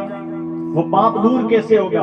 पुराने जमाने में नियम होता था, महाराज किसान खेती करता था, बहन बेटी के भाग का अलग निकालता था, मंदिर के भाग का अलग निकालता था, ब्राह्मण के भाग का अलग निकालता था, पुजारी के भाग का अलग निकालता था, चिड़ी कमेड़ी के भाग का अलग निकालता था, पशु के भाग का अलग छोड़ता था। आजकल छोड़ते हैं, सारा का सारा ही घर में लाता है, तो वो पाप आ रहा है साथ में। कहते हैं धन पवित्र कर दान, तन पवित्र सेवा किया, मन पवित्र हरि भजन सो। धन को पवित्र करना है तो महाराज 10वां हिस्सा धर्म में लगाइए। ये पहली बात है, ध्यान देना। 4 बातें बता रहा हूं जो भीष्म पितामह ने पांडवों को बताई थी। पहली बात, अपने धन का 10वां हिस्सा धर्म में लगाओ, जिससे आपका धन पवित्र होगा, और पवित्र धन से मन पवित्र होगा। दूसरी बात क्या है? दूसरी बात ये बताई भीष्म पितामह ने कि आंखों के सामने कभी भी पाप होते हुए देखो मत। आपकी आंखों के सामने पाप हो रहा है, कोई गाय को डंडा मार रहा है, गाय को पीट रहा है, गाय भूखी बैठी है, कोई ब्राह्मण को परेशान कर रहा है, कोई मंदिर को तोड़ रहा है, मंदिर को बर्बाद कर रहा है, कोई धर्म के कार्य को विध्वंस कर रहा है, तो उस पाप को रोको। आपकी भुजाओं में ताकत है तो रोको, और यदि ताकत नहीं है तो चुपचाप नजर नीची करके वहां से चले जाओ। उस पाप को देख करके खड़े खड़े तमाशा मत देखो, नहीं तो उसका भागी बढ़ना पड़ेगा। तीसरी बात, शरण के अंदर चाहे शत्रु भी आ जावे ना, एक बार उस शत्रु को क्षमा कर देना, आपके शरण में आ गया। चौथी बात, घर के अंदर या गांव के अंदर कोई अतिथि आ जावे, उस अतिथि को भगवान मान करके उसकी सेवा करो, ना जाने किस रूप में नारायण मिल जाए। ये चार बातें भीष्म पितामह ने पांडवों को बताई तो महाराज द्रौपदी खड़ी थी और द्रौपदी को हंसी आ गई। भीष्म पितामह के सामने द्रौपदी हंसने लगी। भीष्म पितामह कहते हैं, द्रौपदी तुझे हंसी क्यों आई? द्रौपदी कहती है, पितामह क्षमा करना, मुझे ऐसे ही हंसी आ गई। भीष्म पितामह कहते हैं, द्रौपदी कुलवती जो नारी होती है ना, वो बिना कारण के हंसती नहीं है। तेरी हंसी के पीछे कोई ना कोई कारण है, मैं तुझे 1000 गुना माफ करूंगा, लेकिन तू बता तुझे हंसी क्यों आई, हंसी का कारण बता। द्रौपदी हाथ जोड़कर कहती है, पितामह अपराध को क्षमा करना, लेकिन मुझे हंसी इसलिए आई क्योंकि आज आप ज्ञान बता रहे हो ना कि आंखों के सामने कभी पाप होते हुए देखना नहीं चाहिए, तो आपने वो पाप क्यों किया? याद कीजिए भीष्म पितामह, जब भरी सभा में दुशासन मेरी साड़ी खींच रहा था, उस समय आप उस सभा में बैठे थे और आपकी भुजाओं में ताकत थी। यदि भीष्म पितामह उंगली उठाकर मना कर देते तो उस कौरवों की पूरी 100 कौरवों की सभा में किसी की औकात नहीं थी कि द्रौपदी की साड़ी को हाथ भी लगा ले। आपके अंदर ताकत थी, लेकिन आपने वो पाप होते हुए क्यों देखा? आज तो ज्ञान दे रहे हो, आंखों के सामने पाप नहीं होना चाहिए। भीष्म पितामह जो जीवन में रोया नहीं था, आज वो भीष्म पितामह हिचकियां भर भर करके रोने लगा। कहा, द्रौपदी में वही अभागा भीष्म हूं जिसके सामने एक पोती के समान स्त्री को निर्वस्त्र किया गया। जिस समय द्रौपदी का चीरहरण हुआ था ना, उस समय किसी ने भगवान से पूछा, भगवान आप द्रौपदी की रक्षा करने कब गए थे? जब आधी साड़ी खिंच गई, द्रौपदी की लाज चली गई, बदनामी हो गई द्रौपदी की, तब जाकर के साड़ियों का ढेर लेकर के गए थे। थोड़ा पहले चले जाते तो आपका क्या घट जाता? भगवान ने कहा, अरे भाई मैं पहले चला जाता, लेकिन पहले मेरी बहन द्रौपदी ने मुझे बुलाया नहीं था। जिस समय द्रौपदी का चीरहरण हुआ था, भगवान ने सोचा मेरी बहन मुझे याद करेगी और मैं तुरंत जाकर के द्रौपदी की लाज बचाऊंगा, चीर बढ़ाऊंगा। लेकिन द्रौपदी उस सभा में कहती है, दुशासन मैं एक ऐसी स्त्री हूं जिसके 5-5 पति अभी तक जिंदा हैं, मेरे पति मेरी रक्षा करेंगे। तो भगवान ने सोचा, अच्छा इस द्रौपदी को तो अपने पतियों पर भरोसा है, मेरे पर भरोसा थोड़ी है, पतियों को बुला रही है। लेकिन पांडव जुए में हारे हुए थे, इसलिए उन्होंने गर्दन नीची कर ली। भगवान ने सोचा, पतियों ने रक्षा नहीं करी, अब मुझे याद करेगी, अब तो मैं जाऊंगा और मेरी बहन की लाज बचाऊंगा। लेकिन देखो, द्रौपदी ने फिर भी भगवान को नहीं बुलाया। द्रौपदी ने क्या कहा? द्रौपदी गई भीष्म पितामह के पास, द्रोणाचार्य के पास, कृपाचार्य के पास, हाथ जोड़कर कहती है, आप बूढ़े बूढ़े बैठे हो, बुजुर्ग बैठे हो, मैं आपकी पोती बेटी के समान हूँ, मेरी लाज बचाइए। लेकिन भगवान सोचने लगे, अच्छा इसको तो इन बूढ़े बूढ़े बाबाओं पर भरोसा है, ये बचा लेंगे भाई, रक्षा कर लेंगे, मुझे तो बुलाया नहीं। लेकिन भीष्म पितामह ने उस सभा में अपनी गर्दन को नीचा कर लिया, द्रोणाचार्य ने, कृपाचार्य ने गर्दन नीची कर ली। भगवान ने सोचा इन्होंने नहीं बचाया, अब मुझे बुलाएगी, अब मैं रक्षा करने जाऊंगा। लेकिन महाराज द्रौपदी ने फिर भी भगवान को याद नहीं किया। द्रौपदी उस साड़ी को पकड़कर खड़ी हो गई और आंख दिखाकर दुशासन से कहती है, दुशासन मैं एक क्षत्रिय की बेटी हूँ, क्षत्रिय की पत्नी, एक क्षत्राणी हूँ और अपनी रक्षा खुद कर सकती हूँ। द्रौपदी ने साड़ी को पकड़ लिया और साड़ी के पल्ले को दांतों में पकड़ करके द्रौपदी खड़ी हो गई। भगवान ने सोचा, अच्छा इसको अपने आप पर भरोसा है, खुद अपनी रक्षा कर लेगी, तो भाई मैं क्यों जाऊं बचाने। और जब दुशासन साड़ी खींचने लगा तो द्रौपदी के हाथों से साड़ी छूट गई, द्रौपदी के दांतों से साड़ी छूट गई और द्रौपदी ने पूरी सभा के अंदर नजर उठाकर देखा, द्रौपदी को कोई ऐसा व्यक्ति नहीं दिखा जो द्रौपदी की लाज बचा सके। तब महाराज द्रौपदी ने साड़ी को पकड़ा नहीं, साड़ी को छोड़ दिया और पूरा भरोसा गोविंद के ऊपर कहा। हाथ उठाकर द्रौपदी कहती है, हे गोविंद, हे दया निधान, हे करुणा निधान, आज आप मेरी लाज बचाइए। और भगवान कहते हैं, जिस समय द्रौपदी ने आवाज लगाई थी, भगवान कहते हैं मैंने एक पल की भी देरी नहीं की, भगवान तुरंत प्रकट हो गए, साड़ियों का ढेर लगा दिया, दुशासन खींचते खींचते बेहोश हो गया। साड़ी बीच नारी है कि नारी बीच साड़ी है, साड़ी ही की नारी है कि नारी ही की साड़ी है। भगवान कहते हैं, कोई मुझे बुलाने में देरी कर सकता है, लेकिन मैं जाने में कभी देरी नहीं करता। वही आज द्रौपदी भीष्म पितामह से कहती है, पितामह आज कहते हो आंखों के सामने पाप होते हुए नहीं देखना चाहिए, उस समय ये ज्ञान कहाँ गया था, उस समय ये काम आपने क्यों नहीं किया। भीष्म पितामह बाणों की शैया पर ऐसे हाथ जोड़कर कहता है, द्रौपदी उस समय ये ज्ञान मेरे काम नहीं आया। क्यों? क्योंकि उस समय मैंने दुर्योधन के पाप का अन्न खाया था, और दुर्योधन के पाप के अन्न से मेरे शरीर में जो खून बना था ना, वो खून भी पाप का खून था, इसीलिए मेरी बुद्धि खराब हो गई थी, इसलिए ये ज्ञान काम नहीं आया। और आज ज्ञान क्यों दे रहा हूं? क्योंकि आज अर्जुन के द्वारा चलाए गए तीरों से मेरे शरीर के अंदर जो दुर्योधन के पाप के अन्न से जो खून बना था, उस खून की एक एक बूंद आज बाहर निकल गई है, तब जाकर मेरी बुद्धि शुद्ध हुई है, तब ये ज्ञान काम आया है। इसलिए कहते हैं भाई अपने धन को पवित्र करो, गौ सेवा में लगा कर करो, संत सेवा में लगा कर करो, भगवत सेवा में लगाओ, धर्म की सेवा में लगाओ।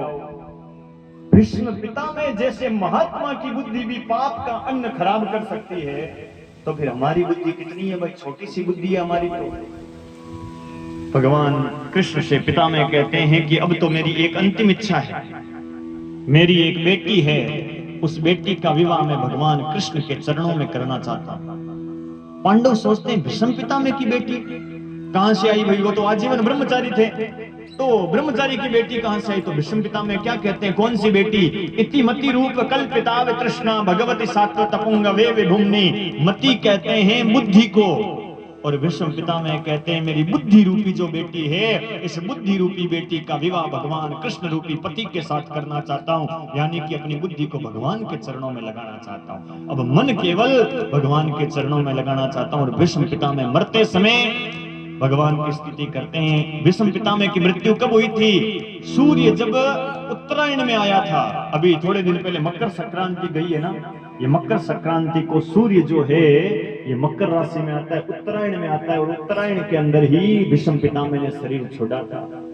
भीष्म पितामह कहते हैं इतना तो करना स्वामी, जब प्राण तन से निकले गोविंद नाम लेके मेरे प्राण तन से निकले। आइए दो पंक्तियों के अंदर भीष्म पितामह की स्तुति करेंगे, भगवान की स्तुति करते हैं भीष्म पितामह। हम भी प्रार्थना करें भगवान से कि भगवान जब भी शरीर से प्राण निकले, भगवान का नाम इस जिह्वा से आ जाए, भगवान का दर्शन हो जाए, इतना तो करना स्वामी। आइए भाव के साथ इतना तो करना स्वामी,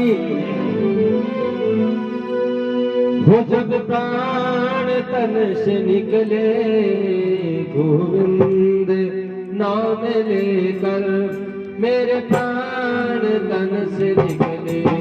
इतना तो करना स्वामी, जब प्राण तन से निकले गोविंद नाम लेकर, जब प्राण तन से निकले।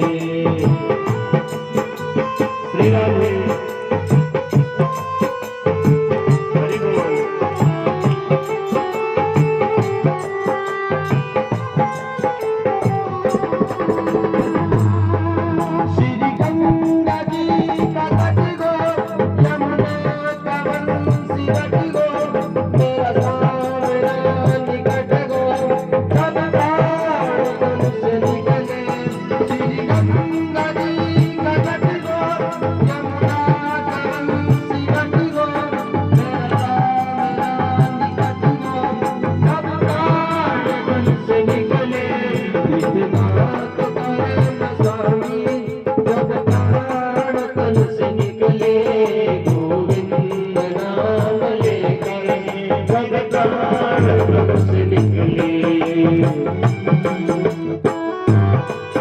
जगह ऐसी कौन सी है जहां पर राजा परीक्षित ने कलयुग को वास दिया है?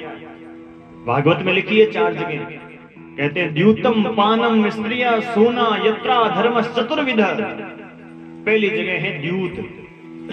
द्यूत किसको कहते हैं? द्यूत कहते हैं जुए को, जहां जुआ खेला जाता है वहां पर कपट के रूप में कलयुग का वास है।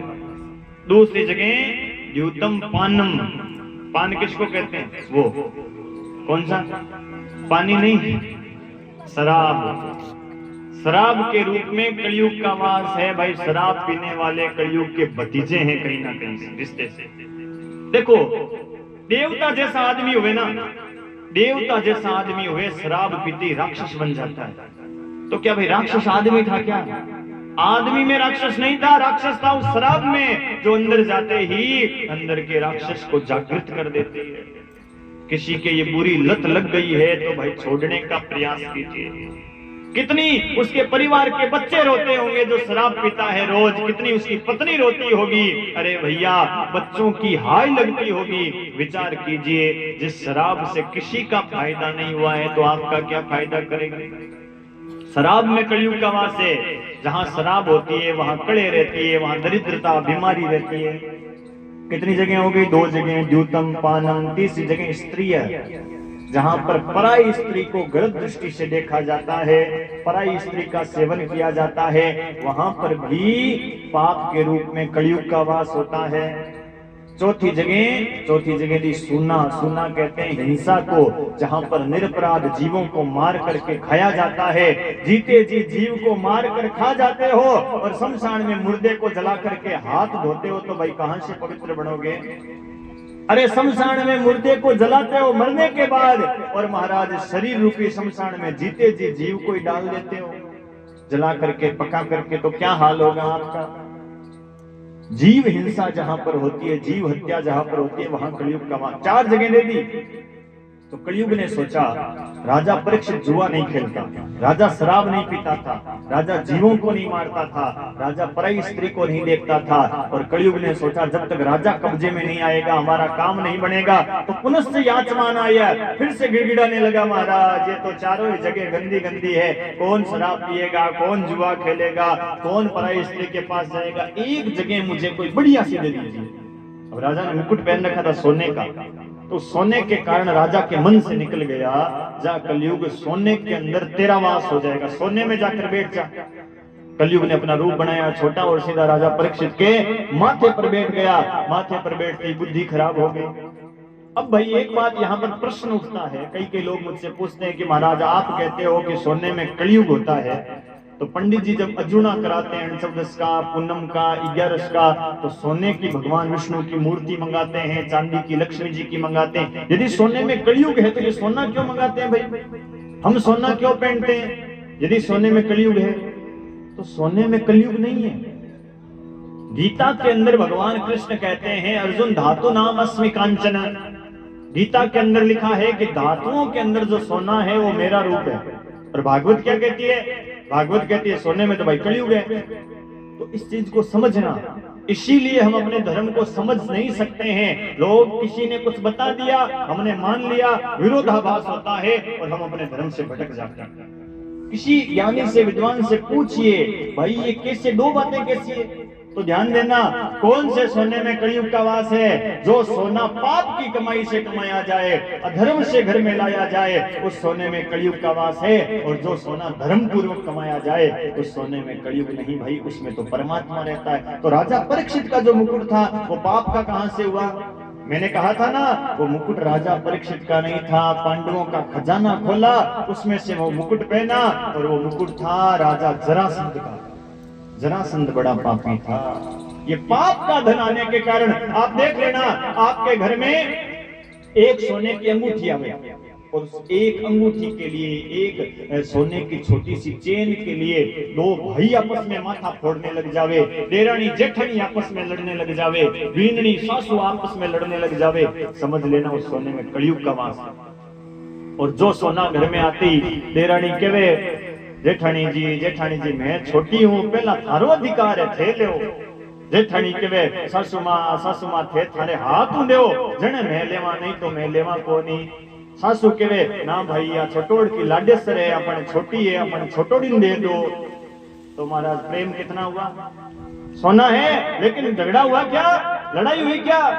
और जहां पर 2 भाई प्रेम से उस सोने को बांट लेवे, समझ लेना उस सोने में कलयुग नहीं, उसमें परमात्मा है। क्योंकि जो सोना प्रेम को बढ़ा रहा है वो परमात्मा का वास है उसके अंदर, और जो लड़ाई को बढ़ा रहा है उसमें कलयुग का वास है। ध्यान देना, कलयुग माथे पर बैठ गया, बुद्धि खराब हुई। राजा परीक्षित आगे गया, समीक ऋषि के आश्रम में गया। राजा ने भोजन का पूछा, समीक ऋषि ने पानी नहीं पिलाया, समाधि में बैठे थे। राजा को क्रोध आ गया, अरे पाखंडी महात्मा ढोंग करता है। अपने तुनी से तीर निकाला, मरा हुआ सांप पड़ा था उसको तीर से उठाया, और उठाकर राजा परीक्षित ने ऋषि के गले में डालकर अपने महल आ गया। मुकुट उतारा तो बुद्धि ठीक हुई, सोचने लगा मैंने ये क्या पाप किया। उस समीक ऋषि का बेटा जिसका नाम था श्रृंगी ऋषि, श्रृंगी ऋषि ने देखा राजा परीक्षित ने मेरे पिता के गले में मरा हुआ सांप डाल दिया, मैं उसको छोड़ूंगा नहीं। हाथ में गंगा जल लिया और कहा जिस राजा परीक्षित ने मेरे पिता के गले में मरा हुआ सांप डाला है मैं उसे श्राप देता हूँ, आज से 7वें दिन इसी सांप के पूर्वज तक्षक नाग के डसने से राजा परीक्षित की आज से 7वें दिन मौत हो जाएगी। श्राप दे दिया। श्रृंगी ऋषि के श्राप देते समीक ऋषि की समाधि टूटी, देखा गले में मरा हुआ सांप पड़ा है, सामने बेटा रो रहा है, सारी बात पूछी। समीक ऋषि कहते हैं बेटा राजा परीक्षित तो धर्मात्मा राजा है, तुमने बड़ा अन्याय कर दिया। अरे अब लेकिन अब हो कुछ नहीं सकता, अब श्राप जो लग गया है वो तो पूरा होकर रहेगा, क्योंकि धनुष से तीर निकल जाए वो वापस नहीं आता, वाणी से मुंह से शब्द निकल जाए वो शब्द कभी वापस नहीं आता। अब तो श्राप लग चुका है, लेकिन राजा को सूचना तो दे, राजा अपने कल्याण का उपाय कर ले, आज से 7वें दिन तेरी मौत हो जाएगी। अपने गौरमुख नाम के शिष्य को भेजा और वो शिष्य जाकर राजा परीक्षित से कहता है महाराज हमारे ऋषि पुत्र ने आपको 7वें दिन मरने का श्राप दे दिया है, तक्षक सर्प के डसने से आपकी मौत हो जाएगी, अपने मोक्ष का कोई उपाय कर लीजिए। राजा हाथ जोड़कर कहता है आपने बड़ी कृपा करी, मेरे शरीर से ब्राह्मण का अपमान हुआ, संत का अपमान हुआ, मुझे तो अभी मर जाना चाहिए, लेकिन 7 दिन का समय मिला है। उसी समय राजा परीक्षित ने अपने बेटे जन्मेजय को राजगद्दी पर बिठाया। जन्मेजय कहता है पिताजी मैं तो छोटा हूँ, राज कैसे चलाऊंगा। जन्मेजय कहता है बेटा हमारे पूर्वजों की बातों को ध्यान रखना, 4 बातें मेरे बाप दादाओं ने मुझे बताई थी, उसका ही तू पालन करना। पहली बात अपने धन का 10वां हिस्सा धर्म में लगाना, दूसरी बात आंखों के सामने कभी पाप होते हुए मत देखना, तीसरी बात शरण में चाहे शत्रु भी आ जावे उसे क्षमा कर देना, और चौथी बात अतिथि को भगवान मानकर उसकी सेवा करना, जहाँ किसी चीज की कमी नहीं रहेगी। और हम भी गृहस्थी हैं, हमें भी अपने घरों में इन 4 बातों का ध्यान रखना है, किसी चीज की कमी नहीं रहती जिसके घर में इन 4 चीजों का भीष्म पितामह ने सबसे पहले ये बातें बताई थी पांडवों को। राजा परीक्षित ने जन्मेजय को राजगद्दी देकर के कल कल कल कल कल कल कल कल करते निनादनी पवित्र पावनी गंगा के किनारे राजा परीक्षित बैठ गया। और महाराज संतों की, महात्माओं की, ब्राह्मणों की भीड़ होने लगी। कई ब्राह्मण कहते हैं राजन एक काम कर, महामृत्युंजय का 1.25 लाख पाठ करवा ले, तेरी मौत टल जाएगी। के बीच में हो रही है और ये कथा पूरी कब होगी पता है? 9वीं के दिन ये कथा पूरी होगी और 10वीं के दिन महाराज ये हवन होगा इस कथा का। गुप्त नवरात्र चल रहे हैं, कितने भाग्य की बात है कि गुप्त नवरात्रों में ये कथा हो रही है। और फिर भी हम नींद में सोते रह गए ना, तो भाई हमारे समान कोई मूर्ख नहीं है। नवरात्रों में भी कथा सुनने का हमारे पास समय नहीं है, तो फिर भाई कृपा होनी नहीं है। फिर विचार कीजिए, राजा परीक्षित को किसी ने भी उपाय नहीं बताया ठीक से। तभी सुखदेव जी महाराज को पता चला और सुखदेव जी आए सीधे परीक्षित की सभा में, और आते ही सब ऋषि महात्मा खड़े हो गए, सुखदेव जी को प्रणाम करने लगे। तभी राजा परीक्षित ने सुखदेव जी का पूजन किया। तो ब्राह्मण कहते हैं राजन ज्यादा इनकी पूजा मत कर, यदि ज्यादा पूजा करेगा तो ये यहाँ से चले जाएंगे। सुखदेव जी का नियम है 4 घरों से भिक्षा लेते हैं, 5वें घर से लेते नहीं है, और 4 घरों के आगे इतनी देर खड़े रहते हैं जितनी देर में एक देशी गाय दूध जाती है। और आप सब जानते हो देसी गाय को दूहने में कितना टाइम लगता है? 5 या 6 मिनट का, 4 मिनट, 5 मिनट, 6 मिनट का समय लगता है। क्यों? क्योंकि देसी गाय के दूध इतना ही होता है, 2-2.5 किलो 5-6 मिनट में निकाल लेते हैं। जितनी देर में एक देसी गाय दूही जाती है उतनी देर घर के आगे खड़े रहते हैं, कुछ बोलते नहीं थे। भिक्षा मिल गई तो ठीक, नहीं तो 3 चौथे घर 5वें घर जाते नहीं। भिक्षा मिली तो बढ़िया, नहीं तो भूखे ही भजन करते थे। ऐसे सुखदेव जी। ज्यादा इनकी पूजा मत कर, इनसे कोई ऐसा प्रश्न पूछ ले जिस प्रश्न को पूछने के बाद सुखदेव जी यहाँ रुक जाए, जिसका जवाब देने के। और सुखदेव जी यहाँ रुके तो समझ ले तेरा कल्याण हो जाएगा, तेरी वैकुंठ की सीट रिजर्वेशन कंफर्म हो जाएगी। प्रश्न क्या है जो राजा परीक्षित ने सुखदेव जी से पूछा है? इस प्रश्न का ध्यान रखना। अभी 5-10 मिनट की और कथा है, उसके बाद हम सभी आरती की ओर चलेंगे। मैंने कहा था मैं कथा के अंदर समय का बड़ा विशेष ध्यान रखूंगा। आप थोड़ा समय से आए, 4 बजे से ज्यादा देरी में आपकी कथा के अंदर नहीं करूंगा।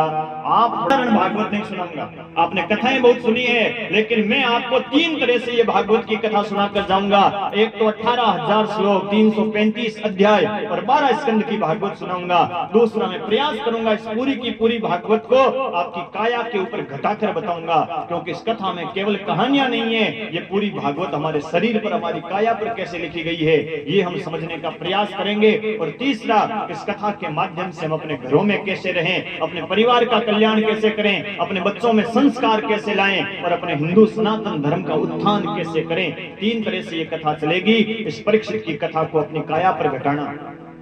परीक्षित कौन है? कोई राजा परीक्षित नहीं है, कोई राजा की कथा नहीं हो रही है। ये परीक्षित किसका नाम है? बल्कि इस जीवात्मा का नाम ही परीक्षित है। आप और हम ही परीक्षित हैं। तक्षक नाम का सर्प कौन है? कोई सांप नहीं है कथा को काया पर घटाना। ये मौत ही तक्षक नाम का सर्प है, जो 7वें दिन हमें डसने के लिए जरूर आएगा। 7 दिन में मरने का श्राप किसको लगा है? किसी राजा परीक्षित को 7 दिन में मरने का श्राप नहीं लगा है, बल्कि ये जीव रूपी परीक्षित को ही 7 दिन में मरने का श्राप लगा है। हम सबको 7 दिन में मरना पड़ेगा। कहीं भाई लोहा नगरी वाला अलसो किया हो, कहीं मरो कौन मरो है के महाराज थी मरो है भंवर जी के मार तो टेंट साउंड री बुकिंग लेवड़ी अगले गांव रे मान थी मरो महाराज मार तो काम घणो है टाबर डीके करे। अरे भैया मरना पड़ेगा, 7 ही दिनों में मरना पड़ेगा। और मैं पक्का विश्वास के साथ कह सकता हूं हम सबको 7 दिनों में मरना पड़ेगा। कैसे? सप्ताह के अंदर दिन कितने होते हैं? अरे बोलो तो सही, कितने? 7। सप्ताह के अंदर वार कितने होते हैं? 7। सोमवार, मंगलवार, बुधवार, गुरुवार, शुक्रवार, शनिवार, रविवार और वापस सोमवार। 8वां कोई आया क्या? 8वां कोई नहीं है। इन 7 में ही जन्म होता है और 7 में ही मरना पड़ेगा। हमारे लिए स्पेशल 8वां वार नहीं बनेगा। अरे भैया हमारे लिए एक वार निश्चित है, फिक्स है कि इस 8वें वार में, 7वें वार में, 6ठे में, तीसरे में, दूसरे में मरना पड़ेगा। 7 का बड़ा महत्व है। सप्ताह में दिन कितने?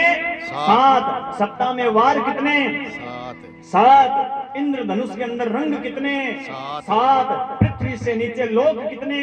7। अतल, वितल, सुतल, तलातल, महातल, रसातल, पाताल, ये 7 लोक हैं। इस पृथ्वी से ऊपर लोक कितने? 7। भूलोक, भुवरलोक, महरलोक, जनलोक, तपलोक, सत्यलोक, वैकुंठ लोक, ये 7 लोक हैं। संसार में सागर कितने हैं? 7। संसार के अंदर महाद्वीप कितने हैं? 7। संगीत के अंदर स्वर कितने हैं? 7। सुआ सूतक कितनी पीढ़ी तक लगता है? 7। सूर्य भगवान के रथ के घोड़े कितने हैं? 7। अग्नि देवता की जिह्वा कितनी है? 7। भगवान कृष्ण ने गिरिराज पर्वत को अपनी उंगली पर कितने दिन तक उठाया? ये भी 7। इंद्र ने ब्रिज के ऊपर बरसात कितने दिनों तक की? 7। संसार में छंद कितने हैं? 7। ऋषि कितने हैं? 7। महानदियां कितनी हैं? 7। आप बताना माताओं बहनों, आपने अपने पति से विवाह के अंदर वचन लिए थे, वो वचन कितने थे? ये भी 7। भागवत की कथा कितने दिनों की होती है? 7।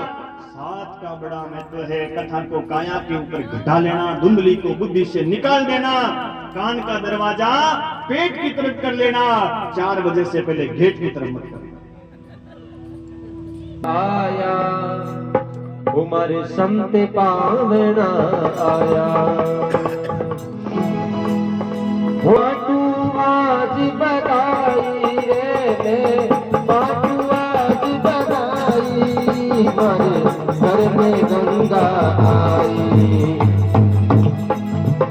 मैं तो माटू रे आज बधाई, मारे घर में गंगा आई। मारी बढ़ गई बेल सवाई, बढ़ गई बेल सवाई, मारी हो गई सुपर्ण कमाई। मारे आया रे आया आया, मारे संत पावना आया।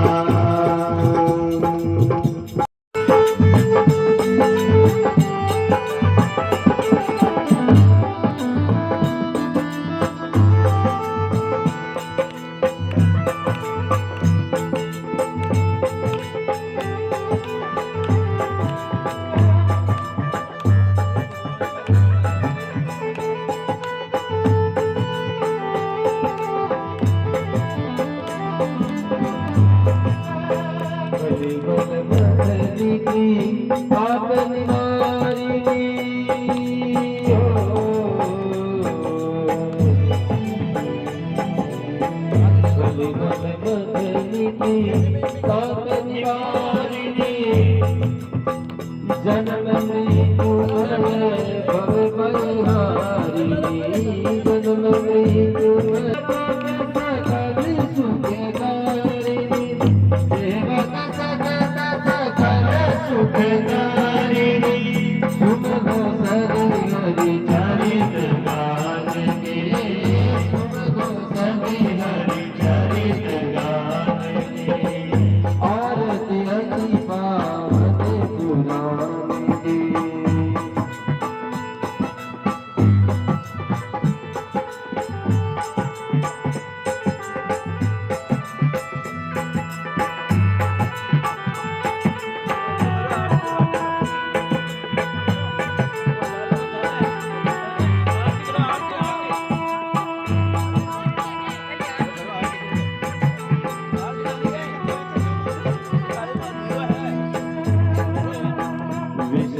विलास विमोह विनाशिनी हो